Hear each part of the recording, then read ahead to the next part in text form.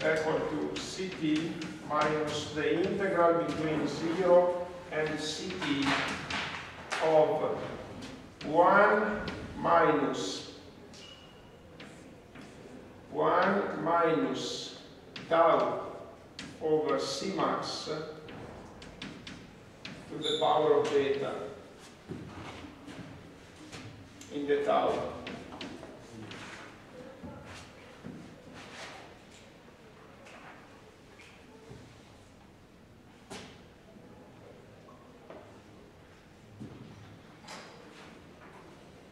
Good.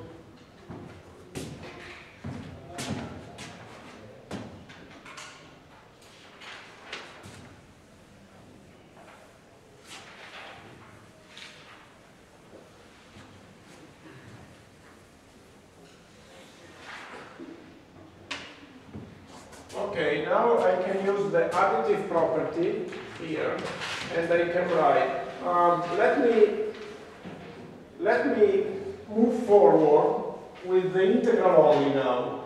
Let me avoid to repeat any time Wt equal to Ct minus. Okay, so let's solve the integral now.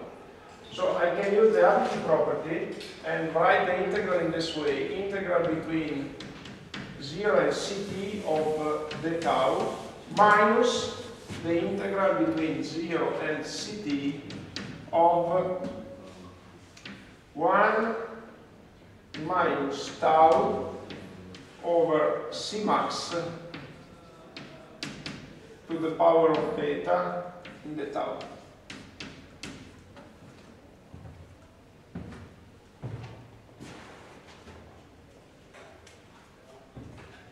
And this is equal to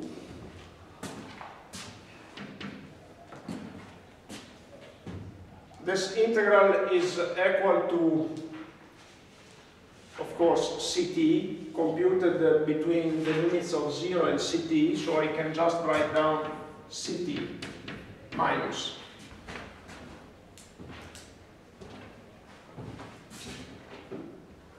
This is very simple. And then there is this integral here.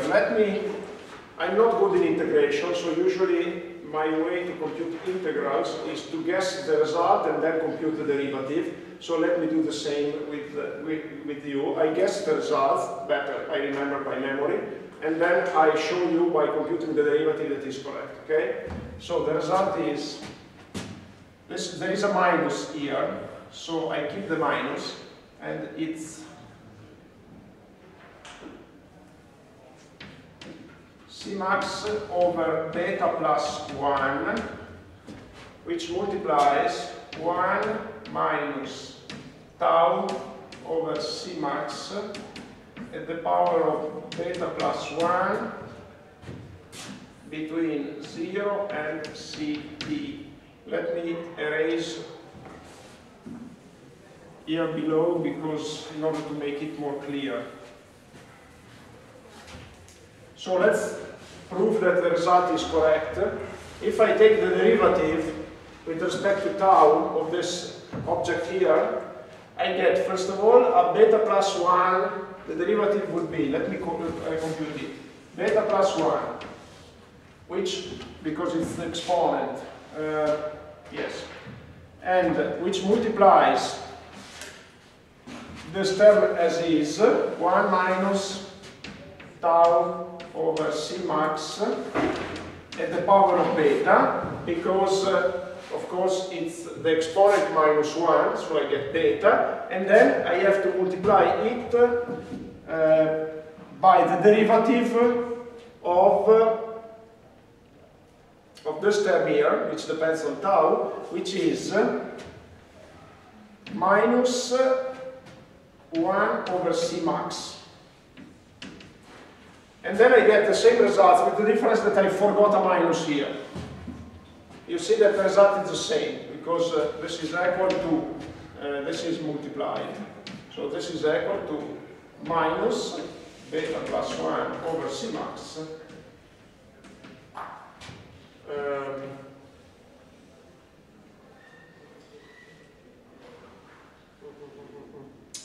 So sorry, because I got lost 1 second. Ah, okay, yes, beta plus times, we get the same result, okay?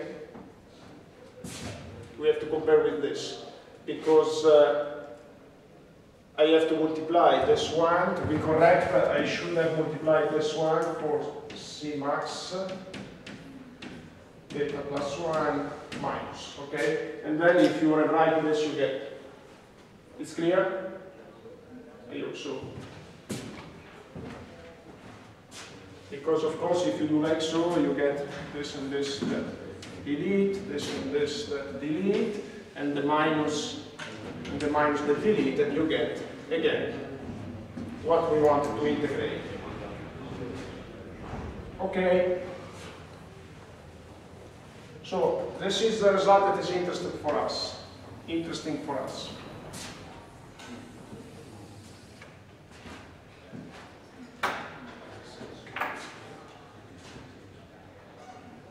Okay, now we have to compute it between 0 and C.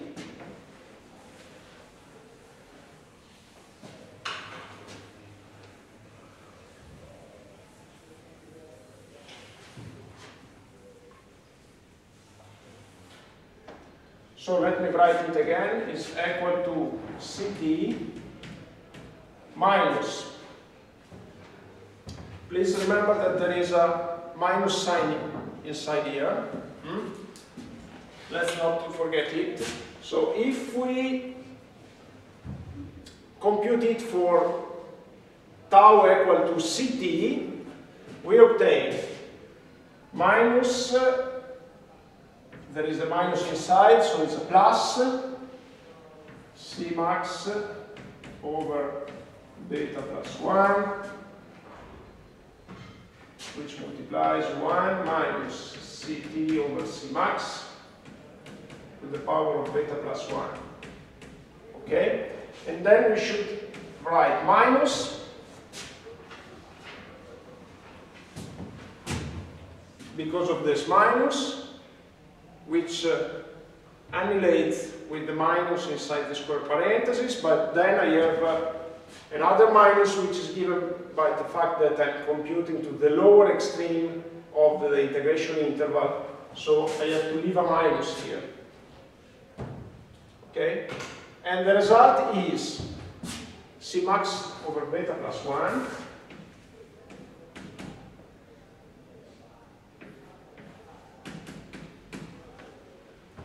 and here, if I put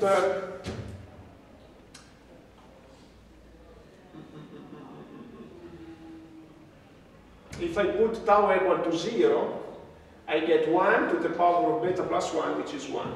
So that's it.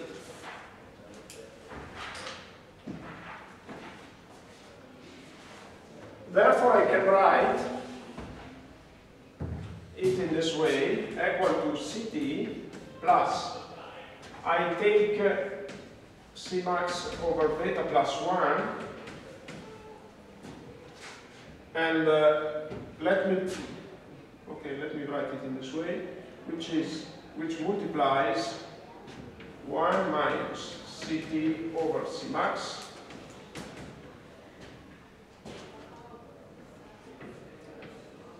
beta plus 1 minus 1.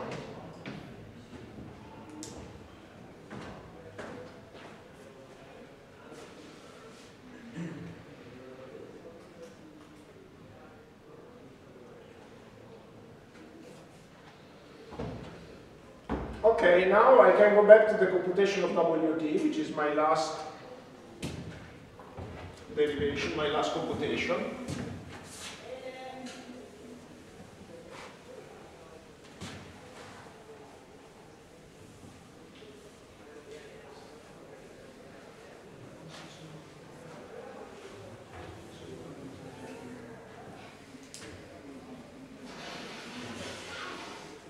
And then, if you remember, I can write that Wt is equal to Ct minus, there was the integral.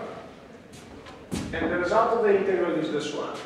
So I can write minus Ct minus Cmax over beta plus 1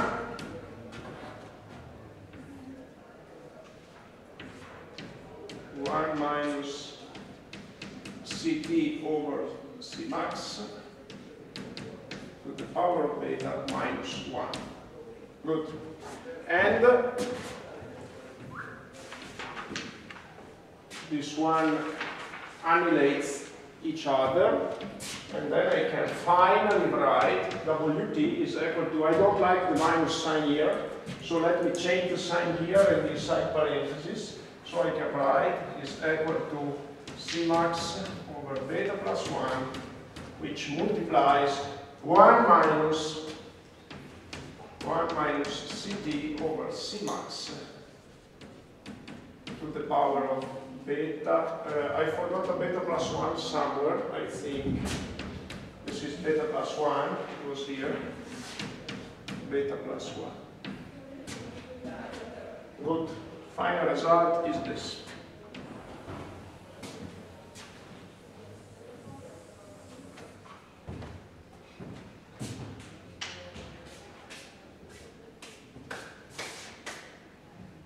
Now, it's intuitive that if you can compare Ct with Wt, you can compute the river discharge.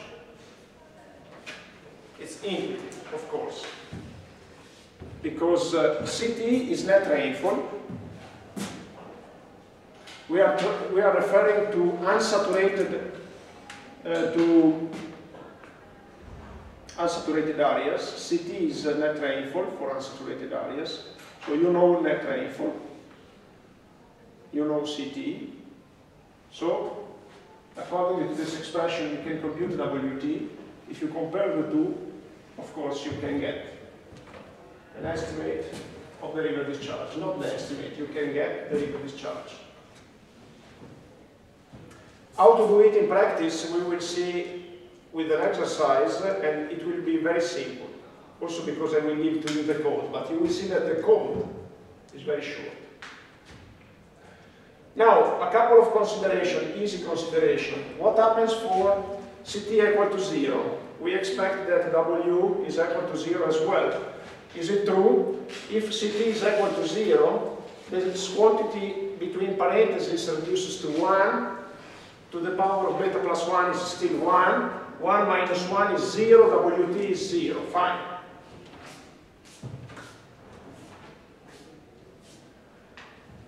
Now, what happens if Ct is equal to Cmax? So what happens to saturation? We expect to get at saturation the maximum value of W,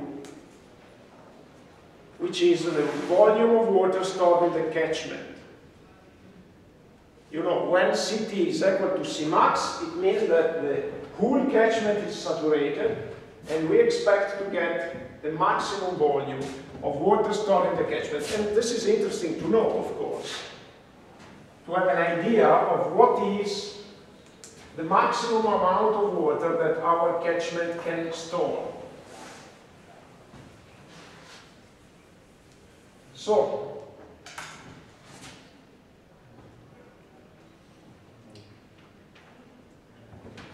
W max is equal to Cmax over beta plus 1 that multiplies 1 minus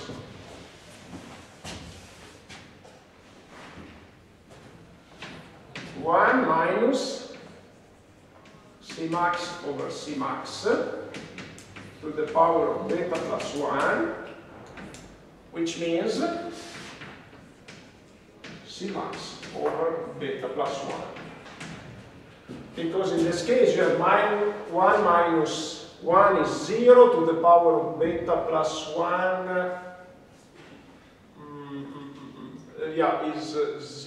is 0, and therefore you get 1.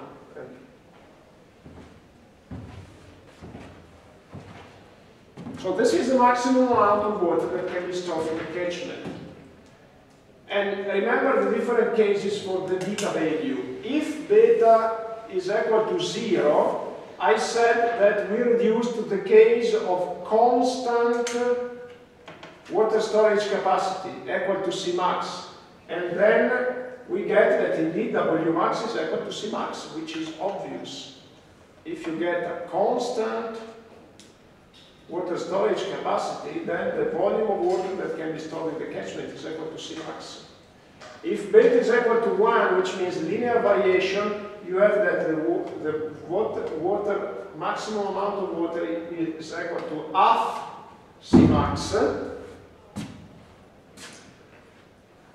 And if you get beta tending to infinity, which means impervious catchment, you get indeed Wmax tending to 0, which is what you expect, what you would expect in that situation.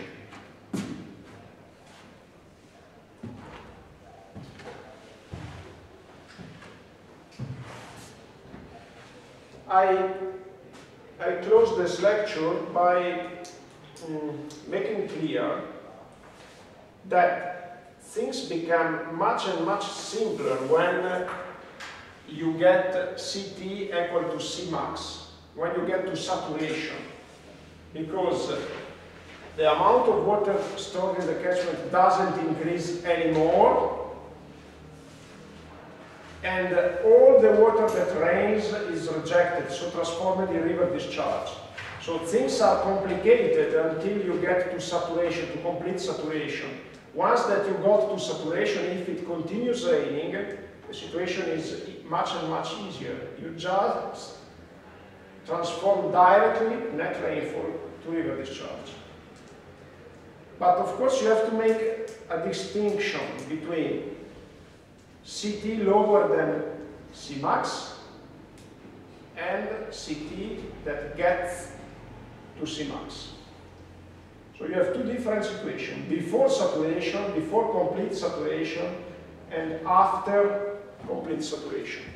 The after situation is easier, but nevertheless you have to make a difference. So when you write your code for computing the river discharge, you have to distinguish between these two situations.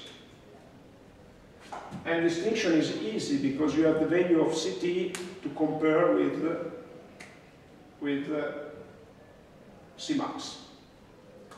Okay, of course, now it's still not clear for you how to apply this relationship in practice, but as I said, we will develop an exercise and I will explain to you in detail.